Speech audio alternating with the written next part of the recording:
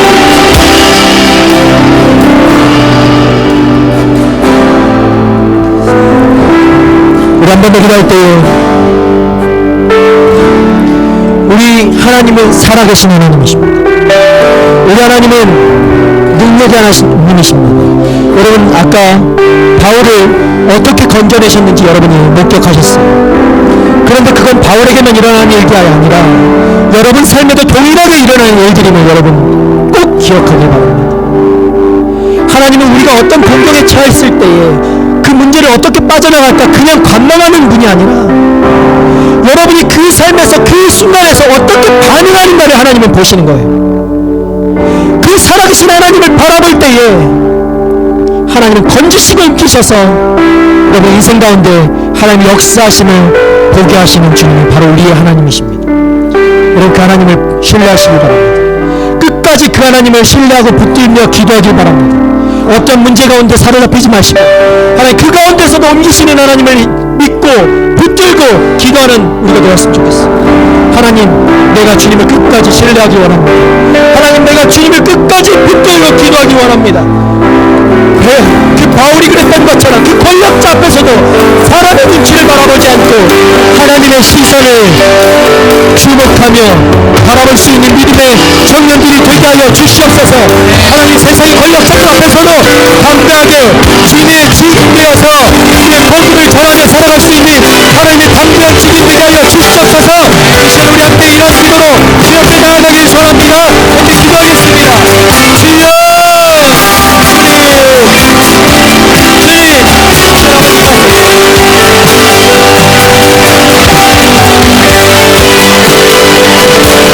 하나님 신 아버지 주님을 신뢰합니다. 능력의 하나님 모든 환경 가운데서 모든 상황을 주관하시고 이기시는 하나님을 바라보기 원합니다. 하나님을 끝까지 붙들기 원합니다.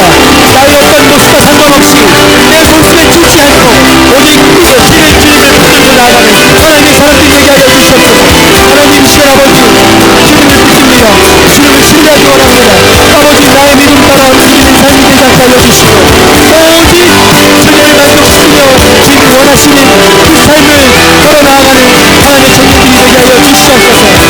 하나님 사람의 권력자들의 세상의 눈치 보는 삶이 아니라 하나님의 마음에 음쪽 바라보는 그 삶을 살아가는 하나님의 청년들이 되게 하여 주시옵소서. 주님 이 시간 아버지 주님을 바라보니 주님 임하여 주시옵소서. 주님 임하여 주시옵소서. 주님 우리의 삶을 지켜봐 주시옵소서.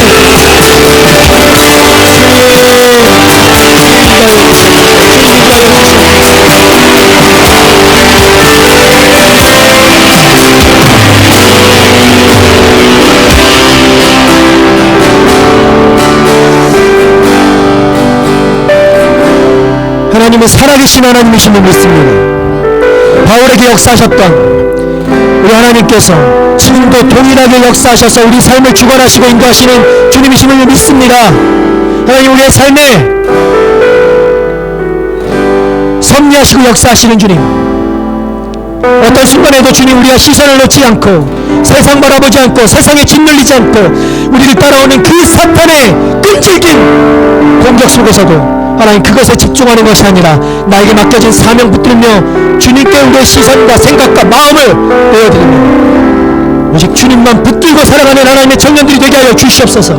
하나님 세상의 눈치를 바라보는 우리 청년들이 아니라 세상 속에서도 당당하게 주님을 붙들고 복음을 온전히 전할 때에 하나님 정말 주님이 살아가시고 우리가 주님을 사랑함을 그것을 증명하게 되는 하나님의 청년들이 되게 하여 주시옵소서.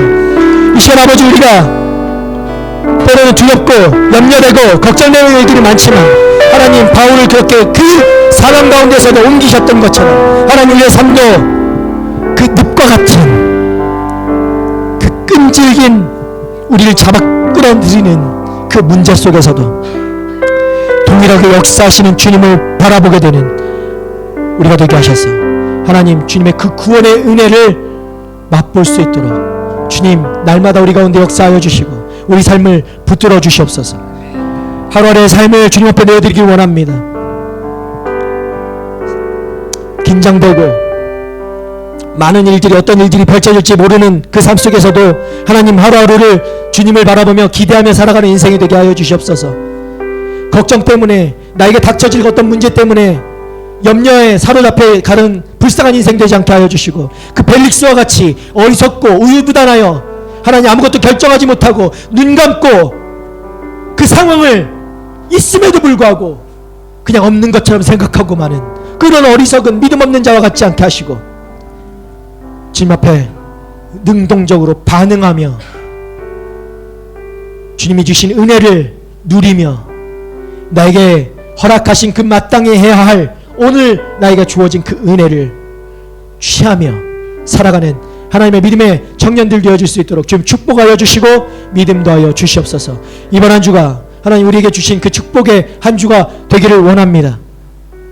발걸음을 옮겨갈 때마다 하나님의 인도하시는 발걸음 되게 하셔서 하나님 내 앞에 인도하시는 분이 주님이심을 보게 하시고 두렵지 않고 담대하게 그 길을 걸어 나아가는 또 한 주가 지났을 때에 하나님이 하셨습니다라고 고백할 수 있는 우리 모두가 되어줄 수 있도록 주님 인도하여 주시옵소서. 그렇게 하신 하나님께 모든 감사와 영광을 올려드리며 이제는 우리를 사망 가운데서 구원하신 예수 그리스도의 은혜와 그 어떤 순간에도 우리를 놓지 않으시고 우리를 사랑하시는 하나님의 그 크신 사랑하심과 성령님의 친밀하심, 날마다 함께하심, 우리를 붙드시는 그 은혜가 주님 앞에 돌아서지 않고 그 세상 눈치 보지 않고 살아계신 하나님만 붙들며 담대하게 주님을 증거하며 살아가는 하나님의 청년들로 살아가기로 결단하는 우리 청년들 머리머리 위에와 이 시간에도 민족과 열방 가운데서 흩어져서 복음을 전하시며 사명 감당하시고 그 목숨을 아끼지 않으시는 우리 선교사님들과 그들 가정과 사역 위에 이제부터 영원토록 함께 하시기를 간절히 축원하옵나이다. 아멘.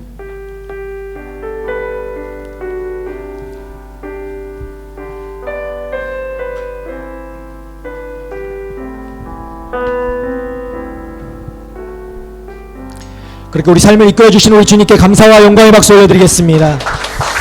아멘.